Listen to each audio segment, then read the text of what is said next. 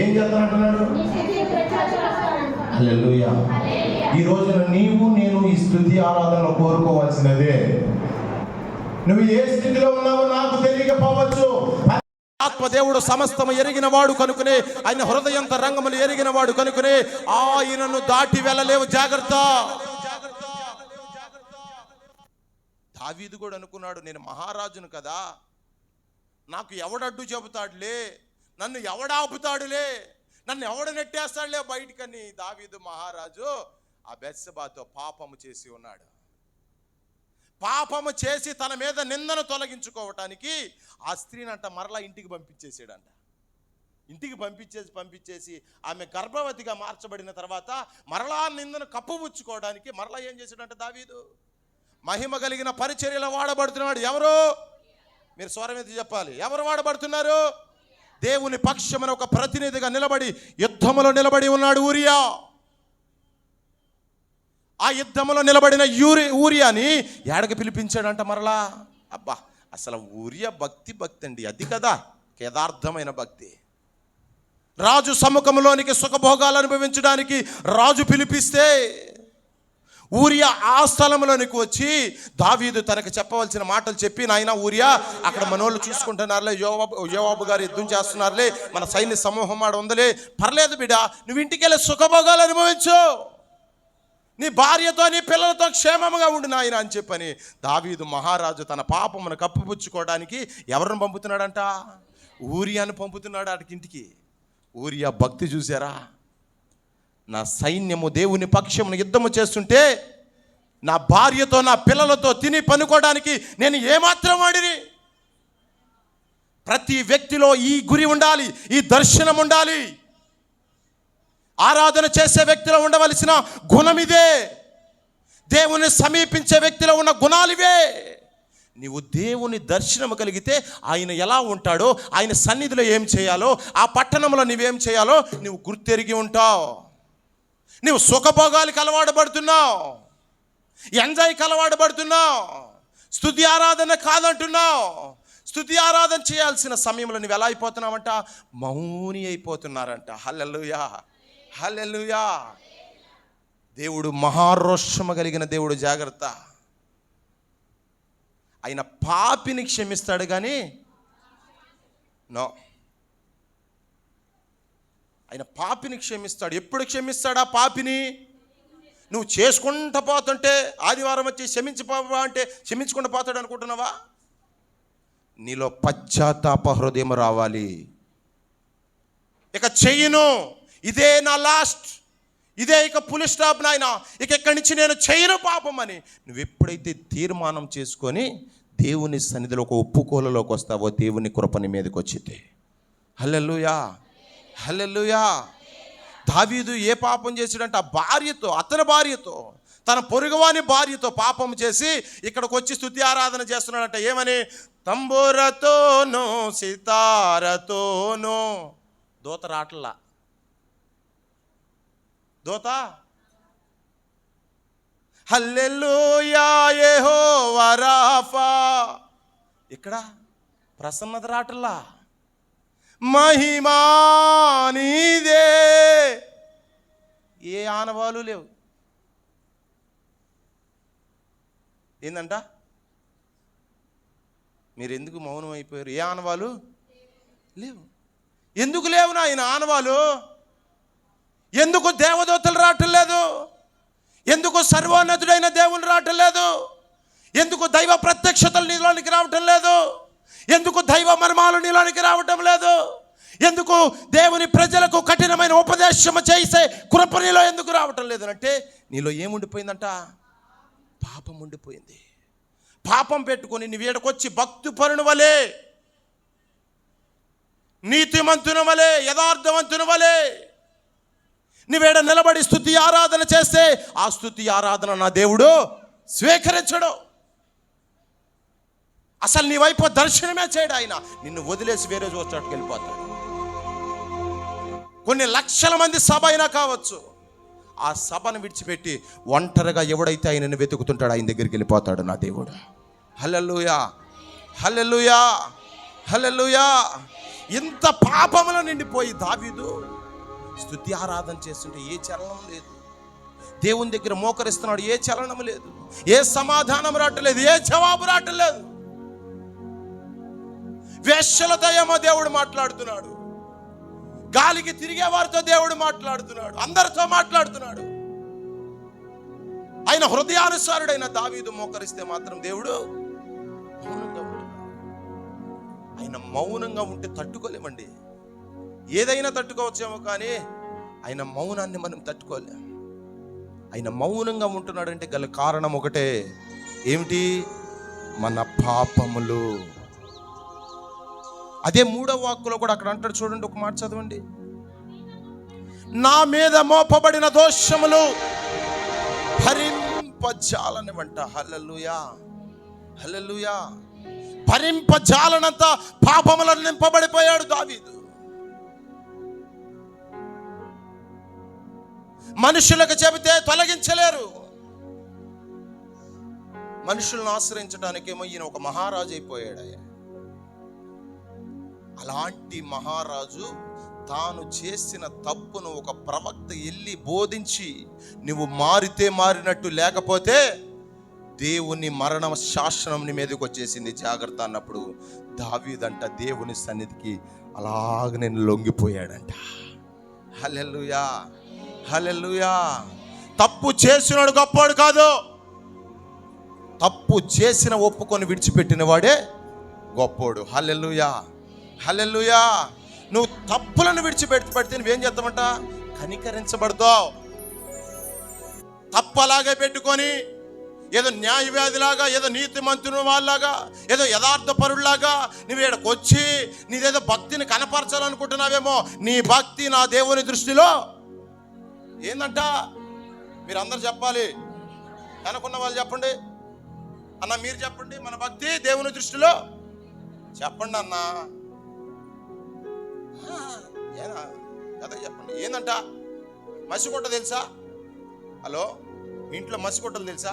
అదేం చెప్పండి. మన భక్తి దేవుని దృష్టిలో ఏమైనది చెప్పండి పెద్దగా. ఎందుకు మసిగుడ్డలు అవుతున్నాయి? మనం ఏమన్నా ఎందుకు పనికిరాని దేవుని ఆరాధిస్తున్నామా? మనము జవాబేమని దేవుని ఆరాధిస్తున్నామా? మనకు సమీపంగా రాని దేవుని ఆరాధిస్తున్నామా? సత్యము కలిగిన దేవుని, జీవము కలిగిన దేవుని, సర్వోన్నతుడైన దేవునినే కదా మనం ఆరాధిస్తుంది. అయినా కూడా మన భక్తి ఎందుకు మురికి గుడ్డ అవుతుంది? ఎందుకు మురికి గుడ్డ అయిపోతుంది అంటే నీవు చేసిన విధేయతలే. ప్రైజ్ ది లార్డ్, హల్లెలూయా. ఈ పగటి వేళ పరిశుద్ధాత్మ దేవుడు నీతో చెప్పమంటున్న మాట ఇదే. నీ మురికి గుడ్డని విడిచిపెట్టి రాగలిగితే నా మహిమను నేను మీ మీద కనపరుస్తానని చెబుతున్నాడు ఆయన. హల్లెలూయా, హల్లెలూయా. మహిమను పొందుకున్న సంఘం వలె మనం మార్చబడాలి. మహిమను పొందిన వ్యక్తి వలె మనం మార్చబడాలి. కృపను పొందుకున్న వ్యక్తి వలె మనం మార్చబడాలి. ప్రైజ్ ది లార్డ్, హల్లెలూయా. ఎలా మార్చబడాలి మనం? మీ అందరికి వెళ్ళేటప్పుడు పెట్రోల్ బంక్ అడగండి, తల ఒక ట్యాంక్ ఫుల్ ఆయిల్ చేపిస్తా. ఎందుకు? ఆయిల్ అయిపోయిన బండిలాగా అంటారు. పెద్దగా చెప్పండి, పర్లేదు. ఎలా ఉండాలి మనము? మహిమను పొందుకున్న సంఘము వలె మనం మార్చబడాలి. మహిమ పొందిన సంఘము అడిగిన వెంటనే పరలోకము తెరవబడుతుంది. మహిమను పొందిన వ్యక్తులు మోకరించి ప్రార్థించగలిగితే సంఖ్యలతో కట్టబడిన సేవకులు కూడా విడుదల పొందుతారు వాళ్ళు. హల్లెలూయా, హల్లెలూయా. మహిమను పొందుకున్న సంఘము ప్రార్థిస్తే రాజుల అధికారాలు కూడా మారిపోతాయి. ప్రైజ్ ది లార్డ్, హల్లెలూయా. మహిమను ధరించుకోవాలి, మహిమతో నింపబడాలి. పేరులో ఒకటి పౌడర్ బీయడం కాదు, తెలపదనం. 40 రోజులు స్నానం లేదు, నీళ్లు లేదు, తాగడానికి ఏమీ లేదు, ఏ పౌడర్ లేదు, ఏ సులువు లేదు. కానీ వస్తుంటే ఎట్ట ఉండడంట? ఆయన ఊరో చెబితేగా అన్నట్టు చూస్తున్నారు. ఈ ముందున్న తెగ చదువుతున్నా, వెనక తెగ ఏమైపోయిందో. హల్లెలూయా. 40 రోజులు ఏమి లేవు, ఫ్యాన్ లేదు, ఇసిరి కర్ర కూడా లేదండి ఆఖరికి. సరే ప్రశాంత కాసేపు పనుకుంటే తెల్లగొస్తారంట. మన ఒకటి చెప్పాడు, అన్న తెల్లగా రావాలంటే ఏం చేయాలన్నా అంటే బాగా నిద్రపోరా అన్నాడు. అలా పనుకోవడానికి ఏమన్నా సుఖభోగాలు ఉన్నాయంటే ఏమి లేవు. దావీదు మోషే వెళ్ళిపోయాడు, దేవుని సన్నిధిలో ప్రార్థిస్తున్నాడు. స్తుతిస్తున్నాడు దేవునితో ముఖాముఖి మాట్లాడుతున్నాడు. తిరిగి వస్తే ఏ సుఖభోగాలు లేకపోయినా ఎలా అయిపోయాడంట మోషే. అసలు అతని వెలుగును చూసి 60 లక్షల మంది ఉన్న జన సమూహం ఏమైపోతున్నారంట, మోషే నీ ముఖమును చూడలేకపోతున్నావు, ఆ ముఖాన్ని కప్పుకోనాయన. సర్వ సమాజము జనాంగములోనికి నీ వెళ్ళిన తర్వాత నీ పోలిక అలాగన మార్చబడాలి. అది మహిమ పోలికంటే. స్కిన్ లైట్లు పూసి పేరుల ఉలీలు పూసి లేనిపోయిన పేడ పూస్తే రాదు. జాగ్రత్త. మహిమ దేవునివ్వాలి. ఎంత నల్లటి బొగ్గుతో ఉన్న ఒక్కొక్కసారి ఒక అయ్యగారు మా అయ్యగారు, నా బాగా పరిచయం అయ్యగారు, ఆయన సోత్తాకేమో కొద్దిగా అనకూడదు, ఆయన కొద్దిగా అలా ఉంటాడు, కానీ స్టేజ్ ఎక్కితే ప్రకాశవంతంగా మారిపోతాడు ఆయన. ప్రైజ్ ది లార్డ్, హల్లెలూయా. దేవుని ప్రత్యక్షత అది. ఆ పోలికలోనికి నువ్వు రావాలి. ఇక్కడ దావీదు ఏం చెబుతున్నాడు, నా పెదవులు నువ్వు తెరువు నాయనా, నేను నిన్ను. ఎప్పుడు తెరుస్తాడు దేవుడు చెప్పి తెలుసా, నువ్వు పాపములను ఒప్పుకొని విడిచిపెట్టాలి. దావీదు ఏ పరుపు మీద అయితే పాపము చేశాడో ఆ పరుపు ఎలా మార్చబడుతుందంట, తన కన్నీటితో తేలిపోతూ ఉందంట. తన కన్నీటితో తేలిపోతూ ఉంది. అప్పుడు కూడా దేవుడు కరుణించాడంటే, అప్పుడు కూడా కరుణించాలి. 51వ అధ్యాయం తీయండి ఒకసారి కీర్తనలు. నీ కృప చొప్పున నన్ను కరుణింపము. నన్ను 5 నుంచి చదువు, నన్ను 5 నుంచి చదువు. 51:5 నుంచి చదువు. ఇదిగో దావీదు చూశారండి ఎక్కడి నుంచి జ్ఞాపకం చేసుకుంటున్నాడు తన పాపాన్ని. నేను పాపములో పుట్టిన వాడిని, నేను పాపములోనే నా తల్లి నన్ను గర్భమున కన్నది నాయన. నీవు అంతరంగములో ఏం కోరుకుంటున్నాడంట, సత్యమును కోరుకుంటున్నాడు దేవుడు. నీ హృదయంలో నా హృదయంలో, ఇక్కడ నిలిచి ఉన్న ప్రతి ఒక్కరి హృదయంలో నా దేవుడు కోరుకుంటుంది ఏంది, సత్యం. పైకి మాటల్లో సత్యం కాదు. ఇక్కడ దావీదు ఏం చెబుతున్నాడు, హృదయాంతరంగంలో ఏం కోరుకుంటున్నాడంటే దేవుడు సత్యాన్ని కోరుకుంటున్నాడు. న్యాయ పరిపాలన చేస్తున్నాడు దావీదు, న్యాయంగానే చేస్తున్నాడన్ని. కానీ హృదయంలో ఏముండిపోయిందంట, పాపం. ఆ హృదయంలో ఉన్న పాపాన్ని నువ్వు తొలగించుకోవాలి పగటి వేళ ఈ ఆరాధనలో. హల్లెలూయా. ఈ ఆరాధనలో నీ పాపం అంతా తొలగించుకొని దావీదు ఎలా కడగమంటున్నాడు. ఇక్కడ చూడండి 7వ వాక్యలో ఏమని చెబుతున్నాడు. 7వ వాక్యలో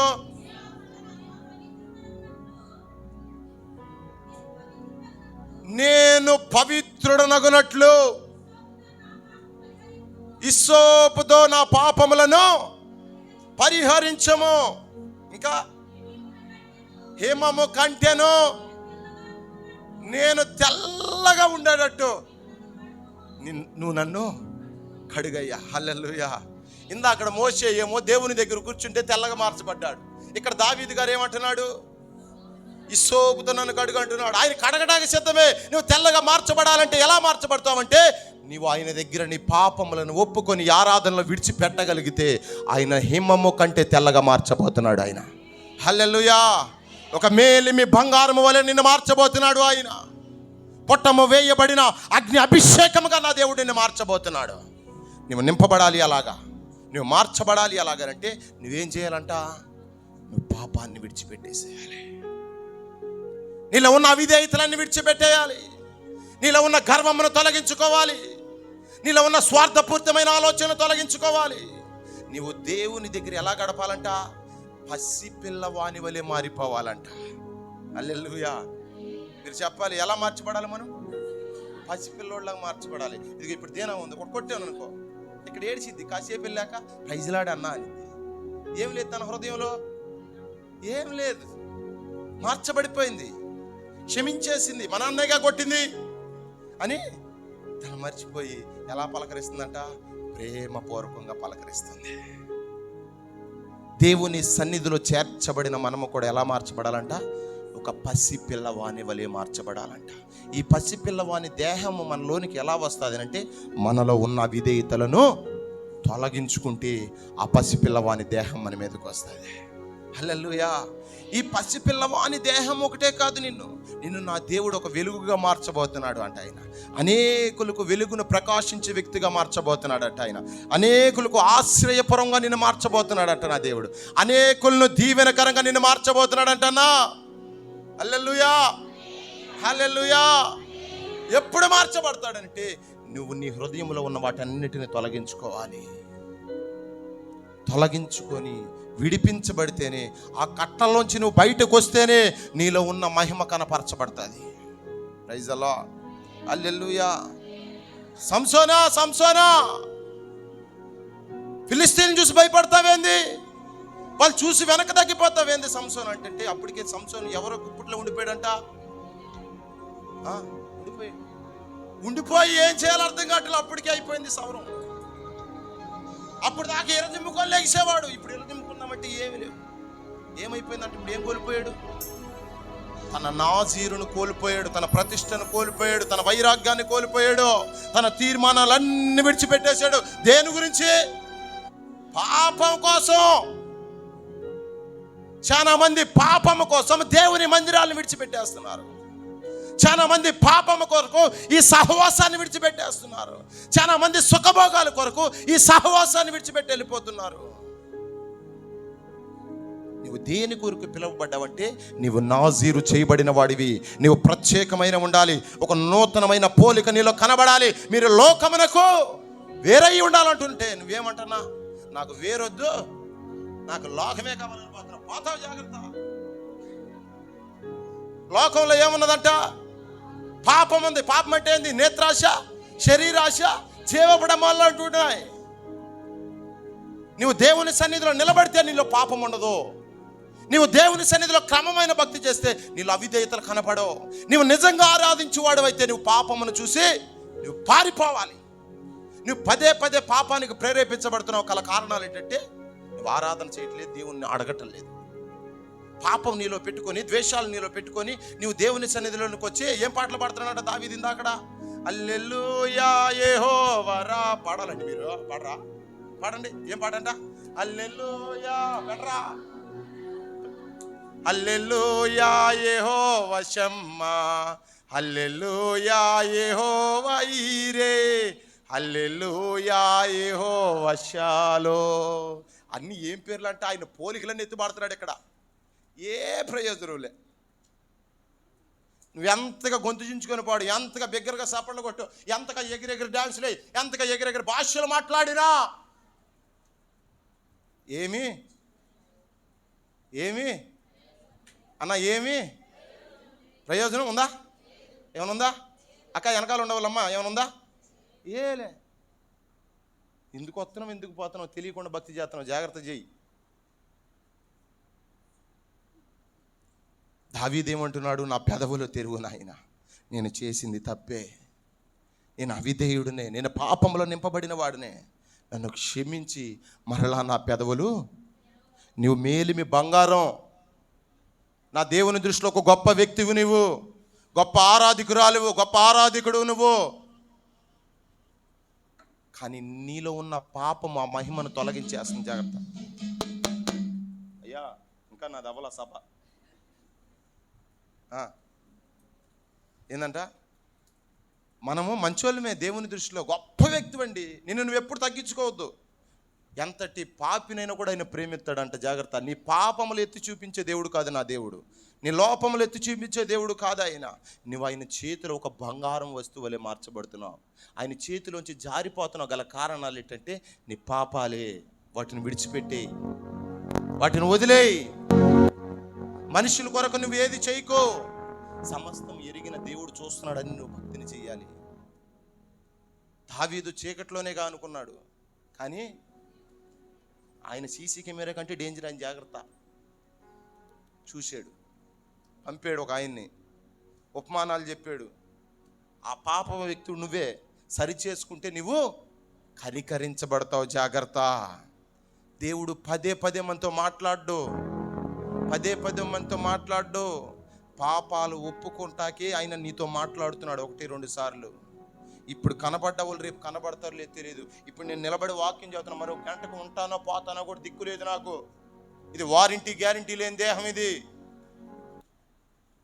అందుకనే సమయం దొరికినప్పుడల్లా పాపమును ఒప్పుకొని విడిచిపెట్టి దేవుని దగ్గర కృపకు పాత్రులుగా మార్చబడాలి మనం అందరము. హల్లెలూయా, హల్లెలూయా. మార్చబడతారా మీరు అందరూ? విడిచిపెట్టేస్తారా? ముందు మనకు ప్రాముఖ్యతని స్థుతి కాదు బిడ్డ, నీలో ఉన్న లోపాలు సరి చేసుకోవాలి. నీ అవిధేయతలను తొలగించుకుంటేనే ఆయన నీ స్థితిని స్వీకరిస్తాడంట. ఆయన అర్థమవుతుంది నా మాటలో? ఏం తొలగించుకోవాలి ఇప్పుడు? నీవైనా నేనైనా ఏం తొలగించుకోవాలంట? చెప్పండి, అందరు చెప్పండి. ఒకరికొకరు షేక్ హ్యాండ్ చెప్పుకోండి. పర్లేదు, ఇక్కడ ఎవరు నీతిమంతులు లేరు, షేక్ హ్యాండ్ చెప్పుకోండి. మన పాపాలు ఒప్పుకోవాలి దేవుని దగ్గర అని చెప్పండి. అన్నలు ఎందుకు సిగ్గుపడుతున్నారు? అన్నలారా చెప్పుకున్నారా అందరూ? ఏం చేయాలంటే ఈ స్తుతి ఆరాధనలో మనం ఏం వదిలేయాలంట? పాపాలను విడిచిపెట్టేసేయాలి. ఎప్పుడైతే విడిచిపెట్టబడతామో, ప్రత్యేకించబడతామో, దేవుని కనుదృష్టి వారి మీదకి మెండుగా దిగి వచ్చేసిందంట. మెండుగా దిగి వచ్చి నిన్ను పరిశుద్ధాత్మ దేవుడు ఓ కృపల చేత నింపబోతున్నాడు ఆయన. ఒక నూతన భాషల చేత నింపబోతున్నాడు ఆయన. ఒక అగ్నివలి నిన్ను మార్చబోతున్నాడు ఆయన. ఒక దీవెనకరంగా నా దేవుడు నిన్ను మార్చబోతున్నాడు ఆయన. నువ్వు అలా మార్చబడాలి. నువ్వు లోపాలు సరి చేసుకున్న వ్యక్తి వలె మార్చబడాలి. చెరసాల్లోంచి విడిపించబడిన వ్యక్తి వలె ఉండాలి. నువ్వు బందీ కాణాల్లో ఉండి నువ్వు ఎంత ప్రార్థన చేసినా ఏ ప్రయోజనం లేదు. నువ్వు అదే పాపములో ఉండి ఇదే లైఫ్, ఇదే ఎంజాయ్, ఇదే భాగ్యం అని నువ్వు తిరిగితే ఏ ప్రయోజనం లేదు. విడిచిపెట్టబడతావు, జాగ్రత్త. ప్రత్యేకించబడిన వారే ఎత్తబడతారు రేపు. ప్రత్యేకించబడిన వారే. మరి కొద్ది నిమిషాల్లో నువ్వు ప్రభు బల్లలోకి సమీపిస్తున్నావు కదా. ఈ లోపాలు పెట్టుకొని నువ్వు ఎలా సమీపిస్తావు? ఈ అవిధేయతలు పెట్టుకొని నువ్వు ఎలా సమీపిస్తావు? తీసుకోవచ్చు అలాగా. కొందరు తీసుకుని అది ఏమయ్యారంట? చచ్చిపోయారంట, శాపగ్రస్తులుగా మార్చబడ్డారంట, వ్యాధి కలిగిన వ్యక్తుల వల్లే మార్చబడ్డారంట. ఆ మహిమ కలిగిన శరీరము, ఆ రక్తంలోనికి నువ్వు ప్రవేశిస్తున్నావు కనుక ఈ ఆరాధనలు నువ్వేం చేసుకోవాలంట? నిన్ను నీవే శుద్ధి చేసుకోవాలి, పవిత్రపరచుకోవాలి, లోపాలన్నీ విడిచిపెట్టాలి. నువ్వు విడిచిపెట్టి ఆయనను హృదయపూర్వకంగా ఆరాధన చేసి నీవు ఆయనను అడగగలిగితే ఆ మహిమతో నింపిన కృపని మీదకిచ్చి ప్రభు బలలో ఆయన శరీరంలో పాత్రులుగా మార్చుకుంటాడంట ఆయన. హల్లెలూయా. అవిధేయత లేని వారికి నా శరీరం అన్నాడు ఆయన. నా శరీరంలో పాలిభాగస్తులుగా మార్చబడుతున్న మీరందరూ ఏమని చెబుతున్నాడు ఆయన? ఆయన శిష్యులు అని చెబుతున్నారు. ఆయన శిష్యులమైన మనం ఎలా ఉండాలి? అవిధేయులుగా ఉండాలా? పాపంతో నింపబడి ఉండాలా? అబద్ధికులుగా మార్చబడాలా? వేషధారణ భక్తి చేయాలా? ఎలా ఉండాలి? నీతిమంతులుగా, నిందారహితులుగా ఉండాలంట మనము. అలాంటి వారే నా శిష్యులని ప్రభువారు చెబుతూ ఉన్నారు. నువ్వెంతటి ఘోర పాపినైన బాధలా నా దేవుని దగ్గర ఒప్పుకొని విడిచిపెట్టే వదిలేసేయండి. ఎన్ని పాపంతో పట్టబడిన స్త్రీనే అమ్మా అని చేర్చుకున్నాడు ఆయన. వేశ్య అయిన రాహాబు దగ్గరికి సేవకులు ఉపదేశించిన వెంటనే తన తప్పును తెలుసుకుంది, తన కుటుంబాన్ని కాపాడు